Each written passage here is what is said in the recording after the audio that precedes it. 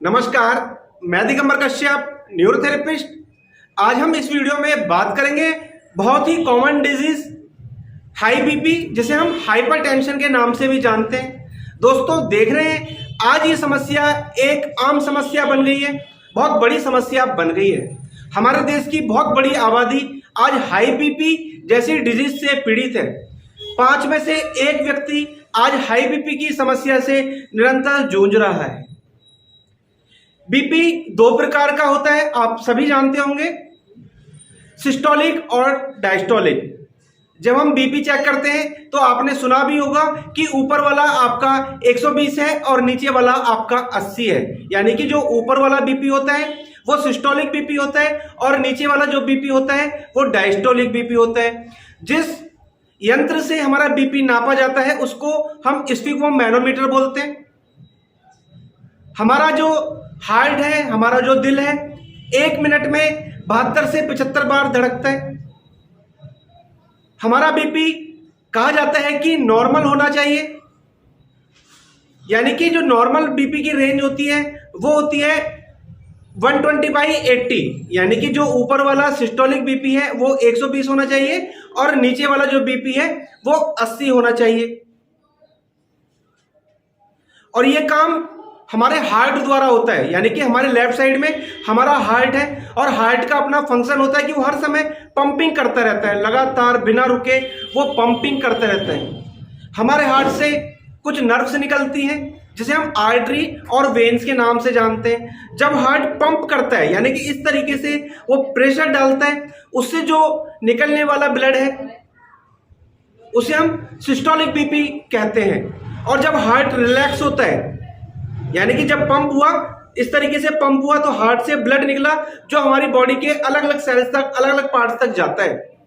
और जब heart relax होता है इस तरीके से, यानी कि हार्ट फैलता है, तो नर्व्स द्वारा ब्लड हमारी बॉडी के अंदर आता है, हमारे हार्ट के अंदर आ रहा है और ये कार्य निरंतर चलता रहता है। यानी कि इसी आधार पर कहते हैं कि हमारा बीपी सिस्टोलिक और डायस्टोलिक, ऊपर वाला बीपी सिस्टोलिक, नीचे वाला डायस्टोलिक। दोस्तों, ये बीपी जब भी होता है ये एज पर निश्चित होता है। यानी कि अगर किसी की एज मान लीजिए 18 से 20 वर्ष है तो उसका जो नॉर्मल बीपी है वो 120/80 होना चाहिए। और अगर किसी की एज 30 है तो उसका थोड़ा सा ऊपर हो सकता है, 40 वाले का थोड़ा और ऊपर हो सकता है, और 60-70 वाले बुजुर्ग व्यक्ति का और बीपी बढ़ भी सकता है।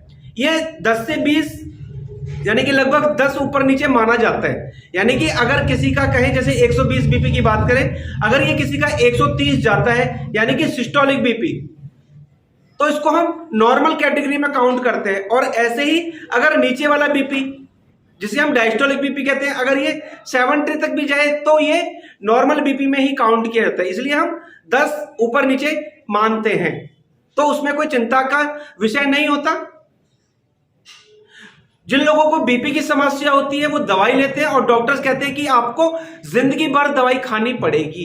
ये बिल्कुल सत्य बात है दोस्तों। अगर बीपी जैसी डिजीज के लिए एक बार दवाई शुरू हो जाती है तो वो जिंदगी भर ही खानी पड़ती है। और जिनको बीपी की समस्या बार बार रहती है, बहुत लंबे समय से उनको बीपी रहता है, वो दवाई निरंतर खा रहे होते हैं, तो उनको हार्ट अटैक आने के चांस बहुत ज्यादा होते हैं, हार्ट फेल होने के चांस बहुत ज्यादा होते हैं, उनको स्ट्रोक आ सकता है।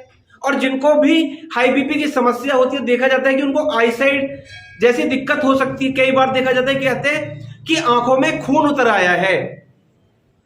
और दोस्तों, बीपी बढ़ना बहुत चीजों पर निर्भर करता है, जैसे कि उस व्यक्ति की एज कितनी है। अगर कोई व्यक्ति मान लीजिए चल कर आया, दौड़ लगा कर आया और हमने उसका बीपी चेक किया, तो ये कंफर्म है कि उसका बीपी बढ़ा हुआ ही आएगा। जब हम किसी व्यक्ति का बीपी चेक करें तो वो आराम की स्थिति में होना चाहिए, रिलैक्स के मुद्रा में होना चाहिए। तो इस प्रकार से अगर हम बीपी चेक करते हैं तो वो नॉर्मल आता है। अगर किसी को टेंशन है, डिप्रेशन है, मानसिक कोई प्रॉब्लम है, तो उस कंडीशन में भी स्वाभाविक है कि उसका बीपी बढ़कर ही आएगा। वो जेंट्स है, वो लेडीज है, ये इस बात पर भी निर्भर करता है। उसका बॉडी टेम्परेचर कैसा रहता है उस आधार पर भी बॉडी का जो बीपी है वो डिपेंड करता है। दोस्तों जिसको भी बीपी की समस्या होती है, ऐसे लोगों को बहुत सारे लक्षण नजर आ सकते हैं। ऐसे लोगों में चक्कर आता है, उनको आईसाइट प्रॉब्लम होती है, जैसे मैंने बताया, उनको कम दिख सकता है, हेडेक हो सकता है, लेफ्ट साइड चेस्ट पेन हो सकता है, चलने में कठिनाई हो सकती है, ब्रीदिंग प्रॉब्लम हो सकती है, सांस फूल सकती है, और इसके बहुत सारे कारण हो सकते हैं। जो लोग व्यक्ति हैं, जो लोग यानी कि मोटे हैं, जो व्यक्ति मोटे हैं, ओबेस हैं, ऐसे लोगों में बीपी की समस्या होने के चांस बहुत ज्यादा हो जाते हैं। जो लोग स्ट्रेस लेते हैं, तनाव में रहते हैं, उनमें बीपी के चांस बहुत ज्यादा बढ़ जाते हैं। किसी को फैमिली हिस्ट्री है, यानी कि पेरेंट्स में बीपी की दिक्कत रही है, तो आने वाली जनरेशन को भी बीपी की समस्या हो सकती है। कोई किडनी संबंधित कोई दिक्कत है, किसी बीमारी के लिए लंबे समय से दवाइयां ले रहे हैं, तो दवाइयों के साइड इफेक्ट के कारण से भी बीपी की समस्या हो सकती है। जो लोग ड्रिंक करते हैं, स्मोकिंग ज्यादा करते हैं, चाय कॉफी का सेवन ज्यादा करते हैं, ऐसे लोगों में बीपी की समस्या बहुत ज्यादा होती है, उनका बीपी निरंतर बढ़ता रहता है। दोस्तों अगर आपको बीपी की समस्या रहती है, आपका बीपी दवाई लेने के बाद भी नॉर्मल नहीं होता है, तो आज मैं आपको न्यूरोथेरेपी के छोटे से ट्रीटमेंट सिखाऊंगा। अगर ये ट्रीटमेंट आप अपने घर पर भी करेंगे तो आपकी बीपी की समस्या भी काफी हद तक कम हो सकती है। तो आइए जानते हैं। पेशेंट को इस प्रकार से लिटाना है और हमें ये पॉइंट राइट हैंड पर देना है। देने का तरीका आप देखेंगे, अपना पैर हमें इस प्रकार से क्रॉस करके रखना है और 6 सेकंड हमें प्रेशर देना है। 1 2 3 4 5 6। फिर हमें ये प्रेशर इधर देना है, 1 2 3 4 5 6। फिर 1 2 3 4 5 6, 1 2 3 4 5 6। हर बार हमें 6 सेकंड प्रेशर देना है।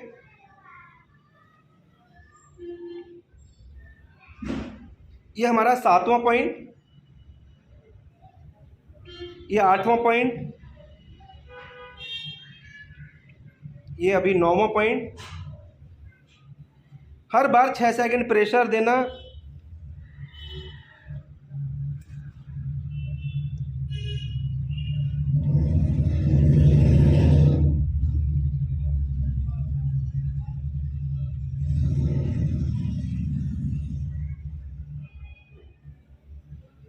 ये हमारा लास्ट 16वां पॉइंट,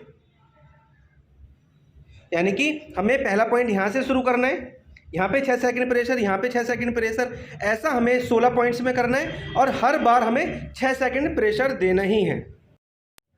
दोस्तों अगर आपको हाई बीपी की समस्या रहती है, काफ़ी लंबे समय से आपको ये प्रॉब्लम्स है, आप इसके लिए बहुत दिनों से मेडिसिन ले रहे हैं लेकिन आपको आराम नहीं मिल रहा है, यानी कि जब आप मेडिसिन लेते हैं तो आपका बीपी नॉर्मल आता है और किसी दिन अगर आप दवाई लेना भूल गए हैं तो आपका बीपी वापस बढ़ जाता है, जिसकी वजह से कई बार आपको काफी नुकसान भी हो चुका है।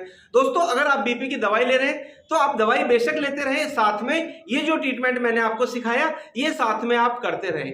आप देखेंगे कि धीरे धीरे आपका बीपी नॉर्मल आना शुरू हो जाता है। उसके बाद फिर आप बीपी को रूटीन में चेक कर सकते हैं।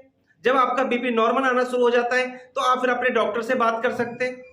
ऐसे करते करते आपका बीपी नॉर्मल आ जाएगा और हो सकता है कि धीरे धीरे आपकी दवाई कम हो जाए और धीरे धीरे करके वो बंद भी हो जाए। बहुत इफेक्टिव ट्रीटमेंट है, जबरदस्त रिजल्ट से।